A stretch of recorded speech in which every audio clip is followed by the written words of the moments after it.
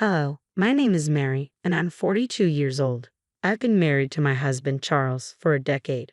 We started off working together, but now we're employed at different branches of our company. Charles is known for his responsible demeanor at work and is quite popular among his colleagues. He exudes confidence and ambition, always striving to present a strong image. In contrast, I tend to be quieter and less conspicuous, which made it all the more surprising when Charles, with his dynamic personality, took an interest in me. After 3 years of dating, he proposed with a lavish bouquet of roses, making me feel deeply cherished, and I accepted without hesitation, eagerly anticipating our life together. However, Charles soon revealed a twist in our plans. He wanted us to live with his parents. Though hesitant, he convinced me that his parents were welcoming and excited about the arrangement. Reluctantly, I agreed. For the past 8 years, I've lived with my in-laws in what was once solely my husband's home, an arrangement I hadn't envisioned for married life. My days begin early, often with my mother-in-law criticizing minor things like how I clean the front door. Despite my efforts to prepare breakfast for the family, her constant complaints persist as she heads off to work, leaving me to hurriedly address any issues, feeling reduced to mere house help. This routine involves waking up at 6 a.m. to manage household chores and cook, while my mother-in-law remains at home all day without contributing. After a long day at work, I return to prepare dinner, and by bedtime, I'm so exhausted that I fall asleep immediately. This relentless cycle leaves me constantly worn out and stressed, while my mother-in-law relaxes in the living room, enjoying the breakfast I made and reminding me to maintain cleanliness to keep up our neighbors' good opinion. Despite ongoing challenges and a lack of support from my husband in these domestic conflicts, this repetitive cycle seems unending. My father-in-law tends to ignore the mistreatment I face, burying himself in his newspaper and seeming oblivious to the tension. The relentless stress since moving in with my husband's family has taken a severe toll on me. I've lost significant weight, and my menstrual cycle has ceased, making it impossible for us to conceive. Although my mother-in-law is a substantial source of this stress, I'm blamed for our inability to have children. I once took pride in my appearance, but now I hardly recognize the woman in the mirror. The constant criticism and my dramatically changed appearance have plunged me into a deep depression. I've grown so accustomed to yielding to her demands that I've become completely submissive, feeling numb and lacking the energy to even consider leaving. The pain deepened when I received devastating news. My father had passed away unexpectedly in an accident. It had been ages since I last visited my family home, mainly because my husband and mother-in-law disapproved whenever I mentioned wanting to go. Regret filled me for not spending more time with him, and I knew I needed to attend his funeral.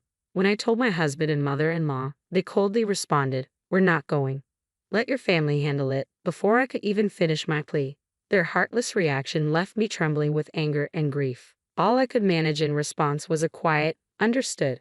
Many people attended my father's funeral. He was self-employed and had many connections, and the air was filled with tears, showing just how beloved he was. My mother, who hadn't seen me in a long time, was shocked by my frail appearance. "Mary, what happened? You look so thin," she exclaimed with worry. "Are you sick?" Her distress was palpable, and she burst into tears, terrified at the thought of losing another loved one. "No, Mom, I'm not sick," I reassured her, trying to calm her fears. I took a moment to myself in the waiting room, reflecting on my recent years. The lack of comfort and support from my husband and mother-in-law, even during such a critical time as my father's death, only fueled my anger further. I decided it was time to confide in my mother about my struggles at home. Living with my in-laws has been more challenging than I ever anticipated, particularly due to the constant bullying I endure from my mother-in-law. It's wearing me down. During our candid conversation, I shared these feelings with my mother, who listened with deep concern. "I'm glad you're not physically ill, but this doesn't make me feel any better," she said. "Is this why you hadn't been visiting?" I nodded, confirming her suspicion, which only deepened her worry. She handed me a piece of paper and urged me to look at it and think carefully about my next steps. It was my father's will. He had always been thorough and cautious, preparing it just in case. As I read through the document, my heart skipped a beat when I stumbled upon a line mentioning an inheritance of $5 million. The shock of such a large sum momentarily lifted my spirits, sparking a flicker of hope. With this money, I could build my own house and leave my in-laws' place. The thought filled me with a sudden rush of excitement and relief. I continued with my usual household chores, but now my mind was consumed with plans for independence. The house seemed to get messier on the days when I was preoccupied with dreams of freedom, as no one else appeared inclined to pick up the slack. The thought of the $5 million inheritance was a constant distraction, even amidst the tense atmosphere at home. Despite everything, my desire to stay with my husband Charles remained strong. One evening, after his parents had retired for the night and it was just the two of us, I decided it was time for an open conversation. "There's something I need to talk about," I began, breaking the silence. Charles looked at me with an expectant expression. "It's about my father," I continued. "I've come into an inheritance." "Oh, how much?" Charles asked, curiosity evident in his voice. "It's $5 million, I revealed.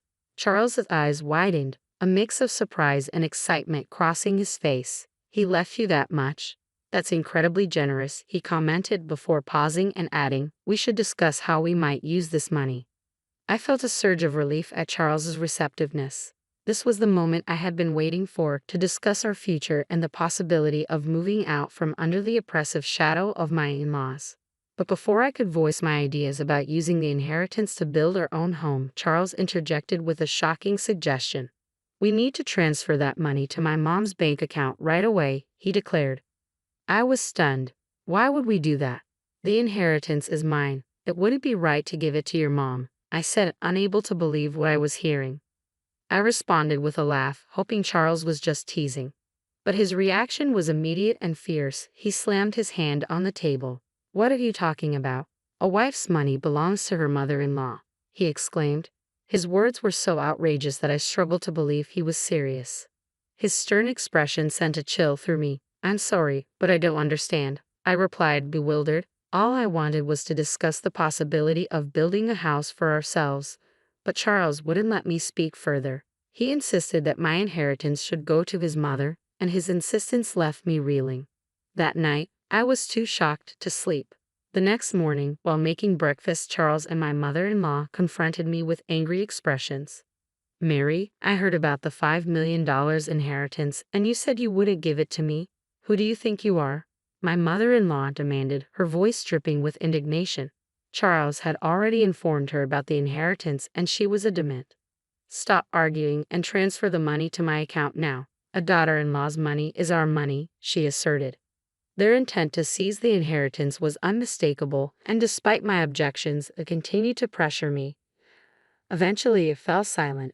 That's when Charles produced a piece of paper. "You're getting carried away just because you've come into some money. I'm the one who's been supporting you. If you don't change your attitude, it's divorce," he threatened, holding up a divorce form already signed by him. "Take this and go back to your parents' house if you apologize properly." Charles's voice was resolute as he said, "I might reconsider." I took the divorce form from him, a rush of memories overwhelming me. I realized that throughout our marriage, I had never received genuine financial support from him or his family. I had been contributing equally to our living expenses, yet all the household chores fell squarely on my shoulders. Despite my tireless efforts, they had consistently treated me poorly. Now, they were trying to claim my father's money. The pressure to give up my father's inheritance if I stayed was immense. But the prospect of leaving suddenly seemed like an opportunity for a fresh start. Holding the divorce papers, I realized I had the power to shape my future. I vowed never to surrender my father's legacy and decided it was time to make a change. After a long day at work, I returned to my parents' house. "I'm home," I called out. My mother greeted me with a warm smile, and despite my exhaustion, a home-cooked meal awaited me on the table. It had been ages since I'd enjoyed a meal prepared by someone else, and with each bite of the delicious food, tears of gratitude welled up in my eyes. "Did you tell your husband about the inheritance?" my mother inquired. "Yes, and it caused quite a stir," I replied, recounting the demands made by my husband and mother-in-law. My mother listened in shock at the revelation. "The inheritance belongs to you, and you alone should decide your future," she comforted me gently as I cried. After a week of being cared for in my parents' home, I decided it was time to return to my in-laws' house. Armed with a renewed sense of strength, I said, "Well, I'm heading back now. Take care," I said confidently, no longer afraid to face the challenges ahead. As soon as I returned, my husband and mother-in-law confronted me, their expressions stern and arms crossed. "Have you reflected on your behavior?" they demanded. "Yes, I apologize. Please allow me to stay in the house," I offered, my apology more strategic than sincere. My mother-in-law's face lit up with anticipation. "Well then, hand over the inheritance quickly," she demanded. "The inheritance process is taking longer than expected. I haven't received it yet. It's a complex procedure, so it might take another 7 months or so," I explained, buying myself some time. 7 months? That long? My mother-in-law's disappointment was palpable. "Fine," she said reluctantly. Both my mother-in-law and husband seemed satisfied, thinking their plan was still on track, unaware of my determination to chart my own course despite their demands. I didn't hand over the inheritance, but they continued to nag me about spending a week at my parents' house. "You're neglecting your duties as a wife. The house is a mess. Clean it up quickly," they insisted. The state of disarray and unhygienic conditions at my in-laws' house after just a week was almost impressive. Previously, such chaos would have deeply upset me, but now it didn't bother me in the slightest. I carried out my mother-in-law's commands without letting it affect me emotionally. "It's my birthday, so I'll be leaving. Make sure to keep the house clean," my mother-in-law announced as she went on her annual trip to celebrate. Naturally, I wasn't invited. "By the way, have you received the inheritance yet? It's supposed to come in today," my husband inquired, hinting that the $5 million could make a splendid birthday present for his mother. "Don't forget to transfer it to Mom's account before we get back," my mother-in-law added. The timing of her birthday coinciding with the supposed arrival of the inheritance felt too convenient. As they left, I maintained a pleasant facade, bidding them a cheerful farewell. Once they were out of sight, I sprang into action, ready to execute the plan I had been formulating for so long. They were in for a surprise upon their return, but by then, I wouldn't have to concern myself with their reactions. I packed my belongings and left my husband's family home for good. As I moved into my new house, built with my father's inheritance, I couldn't help but exclaim, "Wow, this is incredible." The relief of finally living in a beautiful place of my own, free from the oppressive atmosphere of my in-laws' home, overwhelmed me. I decided to share this new beginning with my mother, who lived in my hometown. The sense of liberation from dealing with my in-laws was profound. Settling onto the plush sofa in my new living room, a contentment I hadn't felt in years washed over me. To celebrate, my mother and I indulged in a day of luxury, even hiring a chef to make the occasion special. The next evening, my phone rang. It was my husband, his voice thick with frustration. "What the hell is going on?" he demanded, clearly baffled by the empty house he had returned to. "I will be coming back. Goodbye," I stated firmly, hoping to end the conversation quickly. But then my mother-in-law's angry voice burst through the phone. "What are you doing? Where are you now?" she demanded. "You asked me to clean the house, so I packed up my belongings," I replied calmly, maintaining my composure despite her agitation. "That's not a funny joke. Plus, you didn't transfer the inheritance. How many times do I have to tell you that a daughter-in-law's money is mine?" she shouted. "Huh? I'm single now, you know," I retorted, my patience wearing thin.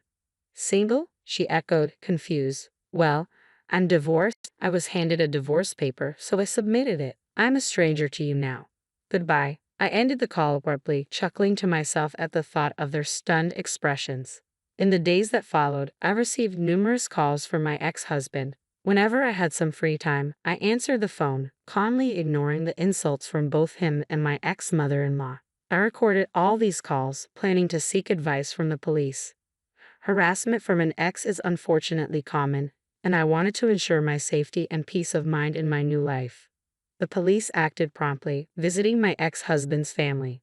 The sight of the police at their doorstep was a significant blow, especially for my ex-in-laws who were concerned with maintaining a pristine public image. Additionally, a colleague of my ex-husband who lived nearby saw the police visit. Given my ex-husband's high-profile status, the news spread quickly. Resentful colleagues eagerly fueled the rumor mill, and soon, negative gossip about him circulated widely. At work, whispers about the police visit reached my department. "Did you hear about the police visit?" my colleagues whispered among themselves. "I'm divorced now, so I'm not really in the loop," I responded loudly enough for others to hear. The gossip-loving employees eagerly spread the news further. It didn't take long for the rumor to reach my ex-husband's boss. "You've been the subject of a lot of negative rumors," his boss remarked during a tense meeting. Caught off guard, my ex-husband could only protest. "What are you talking about? I can't tolerate men who don't appreciate their wives," his boss continued. "Furthermore, these damaging rumors could tarnish our company's reputation. Therefore, I've decided to transfer you." The transfer order was severe: a relocation to a branch office in a remote, least productive region, likened by some to a deserted island. "Do you understand what this means?" his boss added. Everything my ex-husband had worked for up to that point crumbled. There was no hope of advancement in the foreseeable future, and he had no option but to relocate. As for my ex-mother-in-law, she was likely shocked by her son's suddenly tarnished reputation and the dramatic changes that followed. The upheaval took a toll on her, leading her to become withdrawn and, over time, showing signs of depression. Her behavior became erratic, causing disturbances at home. My ex-father-in-law, now the primary caregiver for his significantly changed wife, often lamented about the situation. Despite the strained relations, he acknowledged that a daughter-in-law is still a valuable member of the family. The difficulties faced by my former in-laws seemed almost like poetic retribution for how they had treated me. Meanwhile, my life took a happier turn. Living with my mother, we took up gardening in our spacious backyard. This new hobby brought me immense joy and satisfaction, something I might never have discovered had I stayed in that oppressive household. Gardening revitalized my spirit and improved my physical health, which had deteriorated under the stress of living with my in-laws. I am grateful every day for the decision to sever ties with them and find true happiness and peace in my new life with my mother.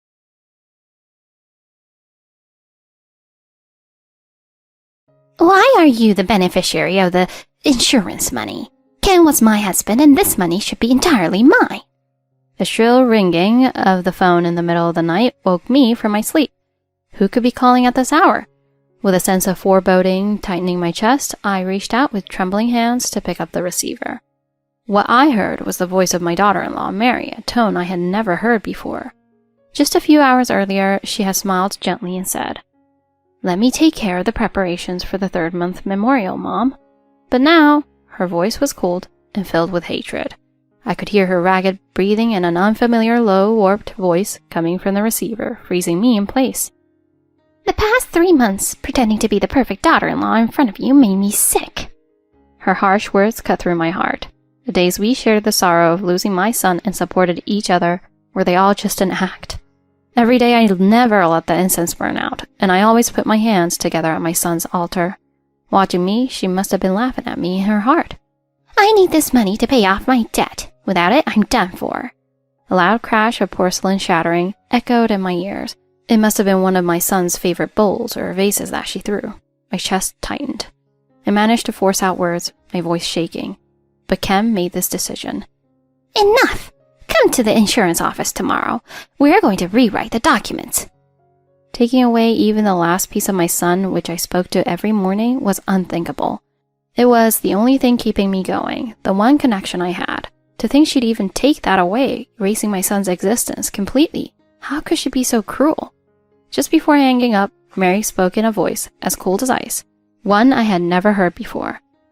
"This is all your fault. I will never forgive you." The line clicked, and something deep within me shattered. Even when I lost my husband in an accident, I hadn't felt this torn apart. I glanced at the framed photo of my son on the living room shelf, his gentle smile seeming to meet my eyes. "I'm so sorry, Ken. I can't do anything." As those words slipped out, the doorbell suddenly rang. "My name is Emily Easton. I'm 58 years old and retired, but I used to be a high school science teacher. I taught biology and chemistry, subjects I was passionate about, and being a science teacher was always my dream. My only son, Ken, shared my love for science from a young age. I bought him a microscope when he was in elementary school, and we learned about the wonders of biology together. Ken would often lie on the floor flipping through my old college biology textbooks and science encyclopedias, saying he wanted to be a researcher when he grew up.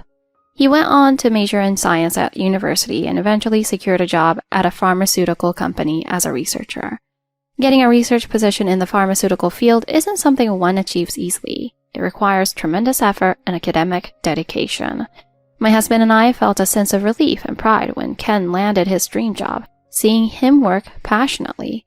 We shared joy over Ken's bright future, but my husband passed away 5 years ago. Ken, who always said he wanted to help people with the medicines he developed, struggled to come to terms with his father's death, often lamenting that he should have been more capable. Despite being just the two of us, we managed to support each other and move forward. One morning on my birthday, the phone rang and I quickly answered it. It was Ken. Mom, it's your birthday today, right? I'll come home early. Although Ken lived far away, he always made the effort to visit and spend my birthday together, just the two of us. Last year when I opened the door, he stood there holding a bouquet of white roses and flowers for his father's altar, smiling and saying, "Happy birthday, Mom." Living alone, I rarely bought cake for myself, but Ken brought an entire cake with a message plate that said, "Happy birthday, Emily." I joked, I'm too old to be excited about a cake plate, but I was so happy that I kept that picture of us, smiling with the cake, as my phone's wallpaper for a whole year. Ken's smile in that photo was the best gift I could have received that year. I was grateful from the bottom of my heart for having such a kind son. But Ken can no longer celebrate my birthday or take pictures with me, smiling and making peace signs. A year ago, Ken called me to say he has someone he wanted to introduce. I was so excited, thinking it might be a formal marriage introduction, that I began preparing a feast of Ken's favorite dishes that barely fit on the table to welcome them. We're here, Mom. The woman who quietly followed Ken into the house had a calm demeanor and greeted me politely. "Hello, my name is Mary. It's nice to meet you." She stood with perfect posture and had a beautiful smile. She supported me during my hardest times when I was feeling down after Dad's death. I'm thinking of marrying her. They looked at each other and smiled, a sight that filled me with joy and pride. After my husband passed away, Ken rarely smiled, feeling the weight of losing his beloved father and perhaps his own inadequacies. I was grateful that Mary had been there to help him through that dark period. I genuinely wished for them to build a happy life together.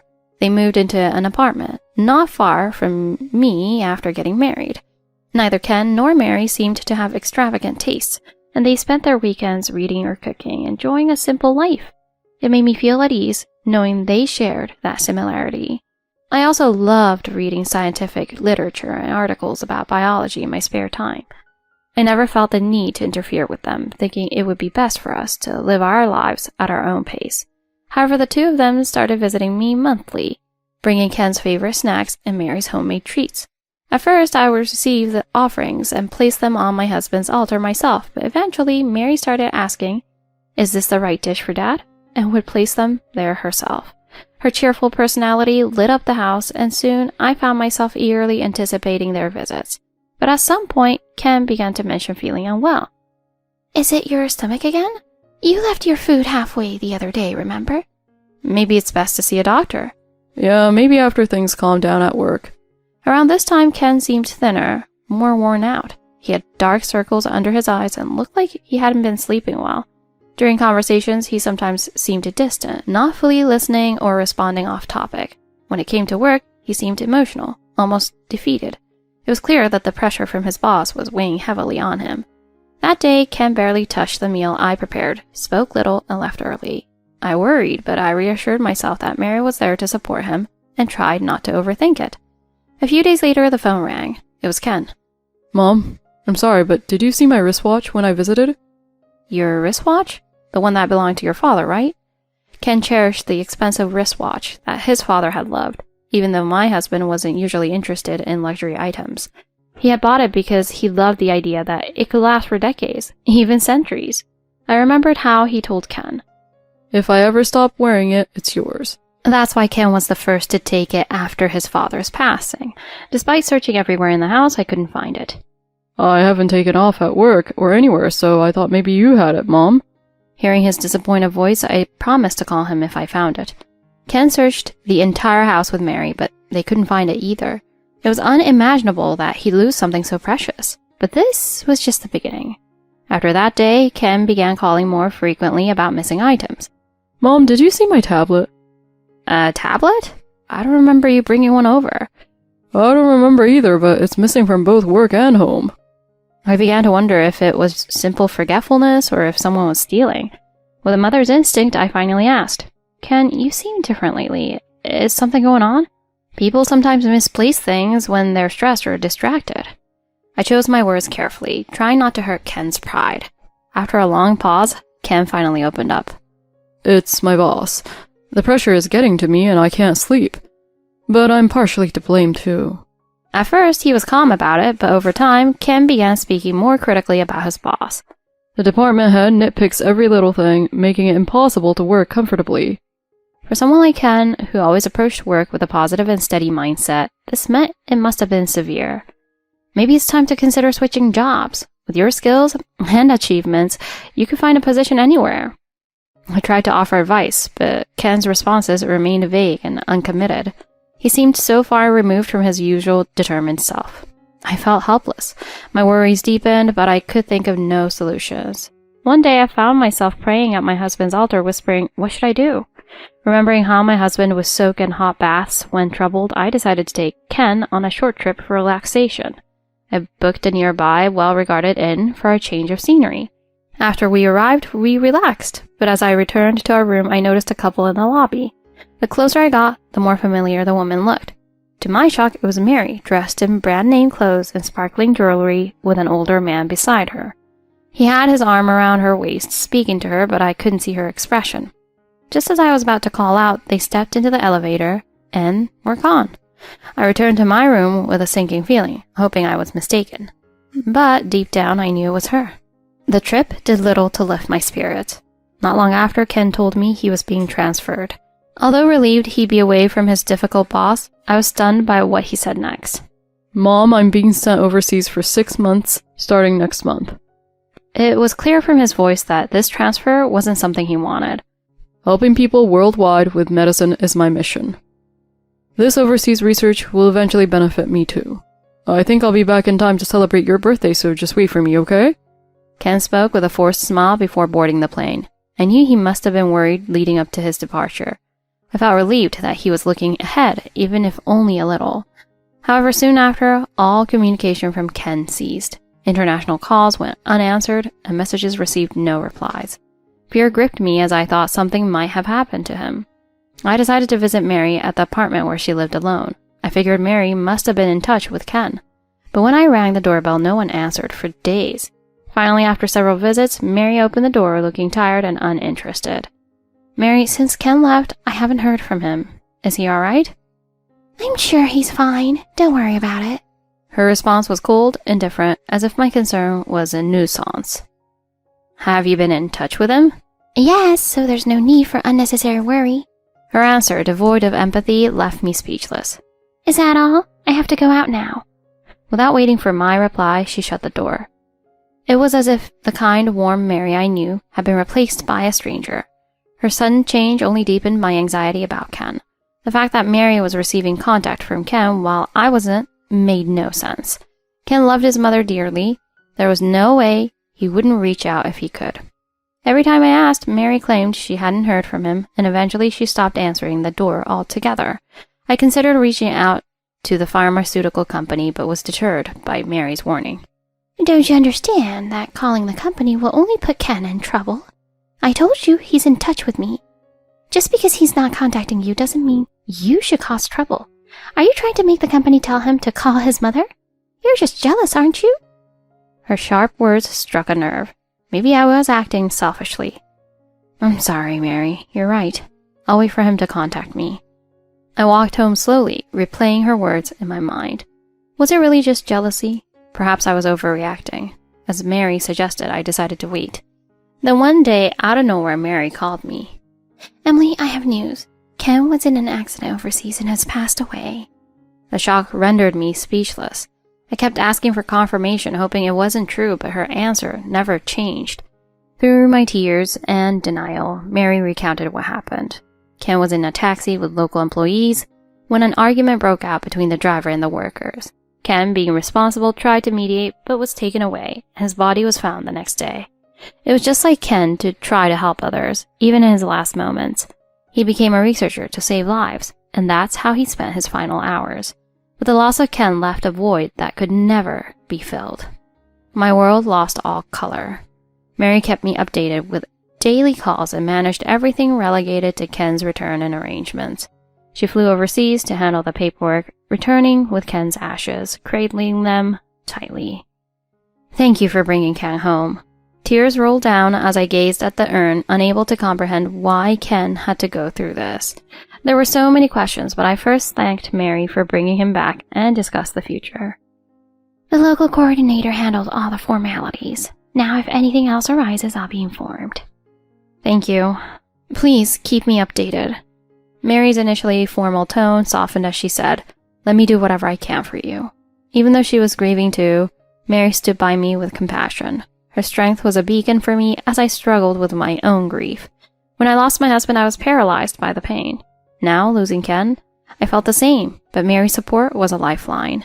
She called every day, checking on me, until one day, the calls suddenly stopped. Weeks passed without a word from Mary. Then one morning, the phone rang, jolting me from my tear-soaked sleep. Emily, what is the meaning of this? Her sudden angry voice shocked me. What's wrong, Mary?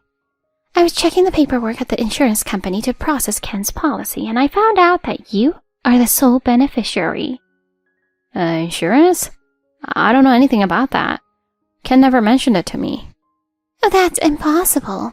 Right after we got married, I made sure I was the beneficiary. But now it's all under your name. I'm sorry, but I don't know why it was changed. Maybe Ken did it himself for a reason. Mary's voice trembled with frustration, muttering things like, "This is ridiculous, and how could this happen?" Mary, are you okay? After a pause, Mary spoke in a calm yet chilling voice. I need that money.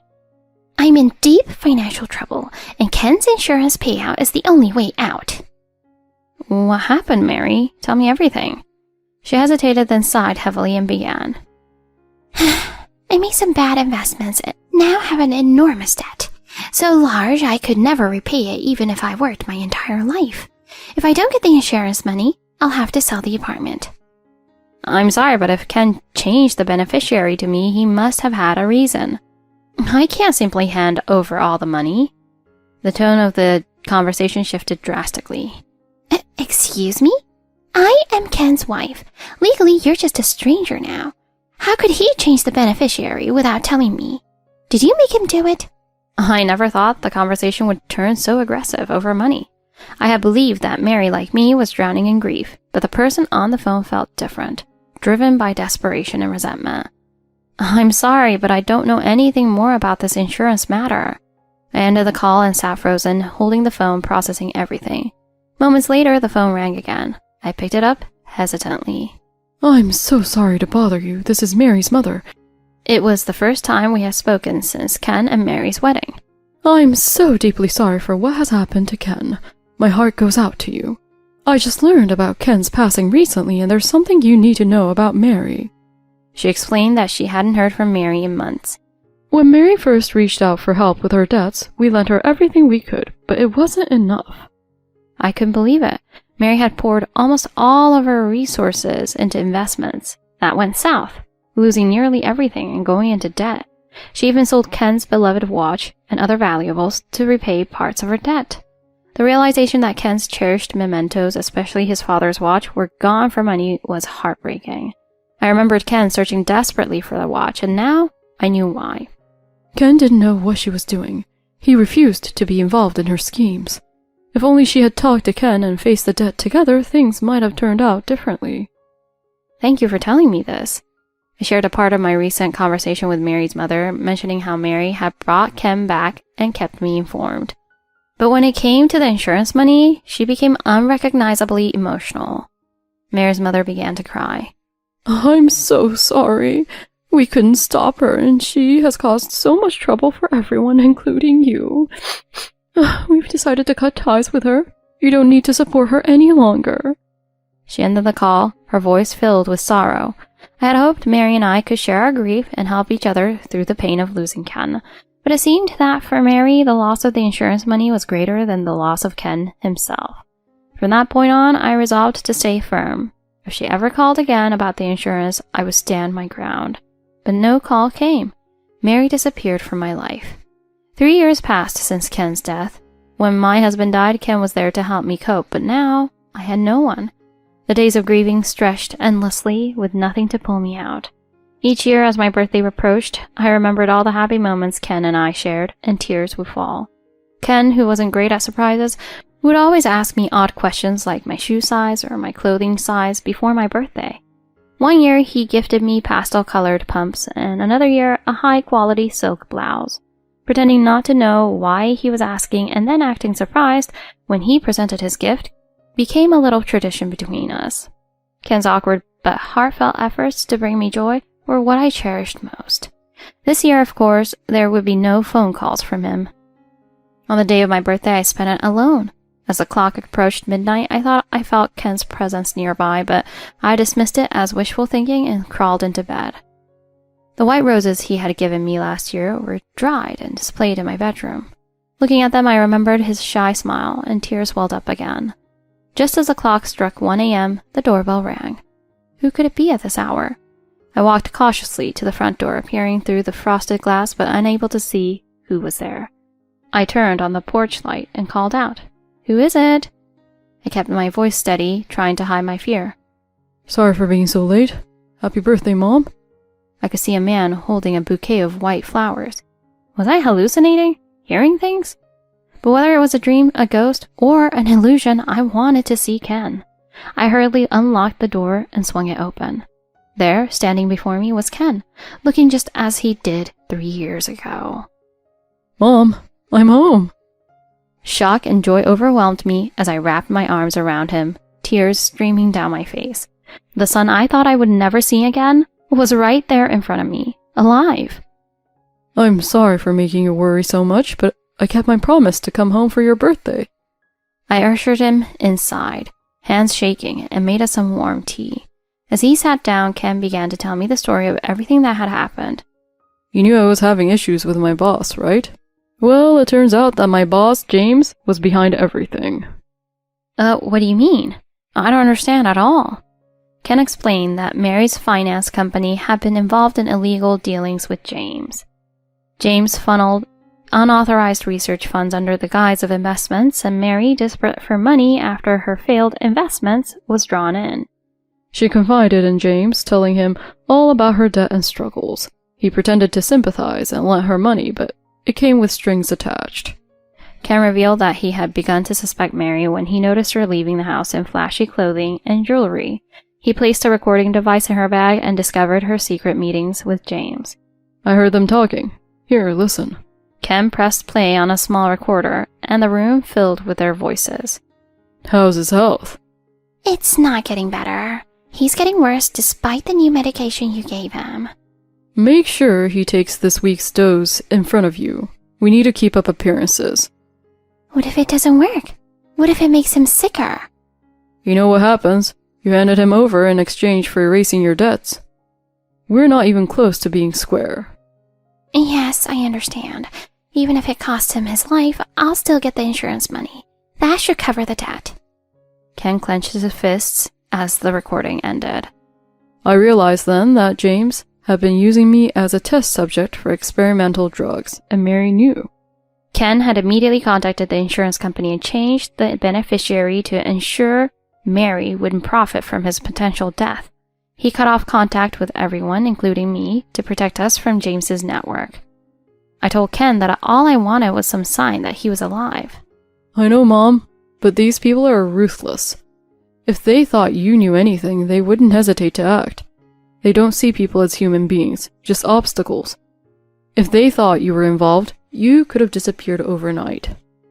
He shuddered slightly as he spoke, and I realized the kind of power and reach these people had. After I faked my death, I worked with a local pharmaceutical company and a coordinator to collect evidence. Pretending to be dead was the only way to move freely and safely. Ken told me he had resolved to expose James's crimes, spending years gathering information and evidence. Compared to the US, overseas pharmaceutical companies have more resources, better research, and larger networks. I found out what James had been working on almost immediately. What kind of drug was it? It was a drug meant to influence life-sustaining functions, with effects that varied drastically depending on the dosage and frequency. It could yield great benefits, but also terrible consequences. The effects were unpredictable, which made it something that should never have passed regulatory standards. But James was obsessed with completing it, using funds from various investors.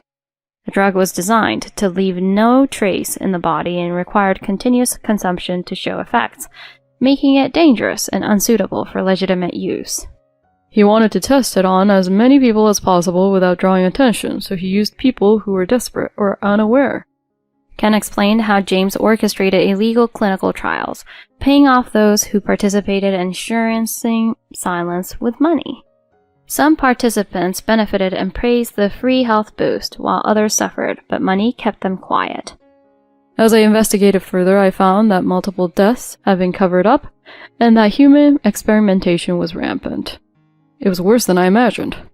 Over time, Ken managed to link James's dealings to an international illegal drug network. It took him 3 years to gather sufficient evidence. I'm sorry for making you wait and worry for so long, Mom. His voice cracked as he bowed his head, shaking with emotion. Seeing Ken's pain, I felt how hard it must have been for him, alone in a foreign land. We sat together in silence, tears flowing, until he calmed down. I'm okay now. Let me continue. Ken wiped his eyes and took a deep breath. The coordinator told me that James and his associates were aware something was up.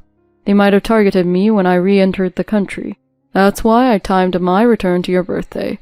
I thought Dad would be watching from above, looking out for us. Ken's voice held a hint of his scientific, logical thinking mixed with the hope that his late father was still guiding him. I believe he did. Ken, if anything had happened to you, I could never celebrate my birthday again. We shared a bittersweet laugh, the tension breaking for just a moment. Now I need to meet with the police and hand over all the evidence. This case is too big to stay quiet, so I'll send out a report to media outlets as well. It needs international attention. Of course, but first let's eat. You haven't had a proper meal in years. Yes, and a hot bath sounds good too. I need to unwind tonight. As Ken disappeared into the bathroom, I moved to the kitchen. It had been so long since I prepared a meal for someone other than myself. That night, Ken and I sat at the table sharing food and stories until the sun began to rise. A few weeks later, the world exploded with the discussions about the fine line between legal and illegal drugs.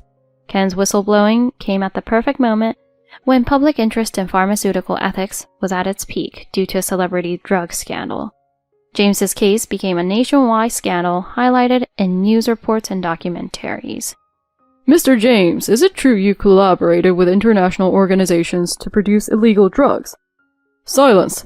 This is nonsense. If you have proof, show it. I've been in charge of the pharmaceutical division for years, protecting lives. This is slander. At first, James denied everything, boasting and threatening lawsuits on camera, but Ken's meticulously gathered evidence was irrefutable. The police verified every detail leading to James's indictment.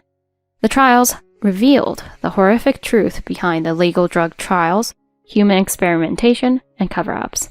James's actions were reported internationally, tarnishing the reputation of American pharmaceutical companies. After multiple charges were read in court, James admitted his guilt, leading to a sentence of 30 years in prison.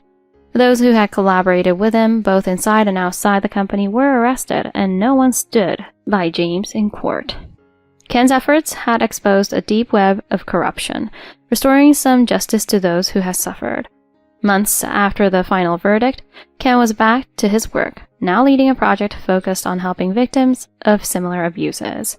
Ken's determination to help those in need earned him recognition in the international pharmaceutical community. His story inspired young scientists who dreamed of following in his footsteps.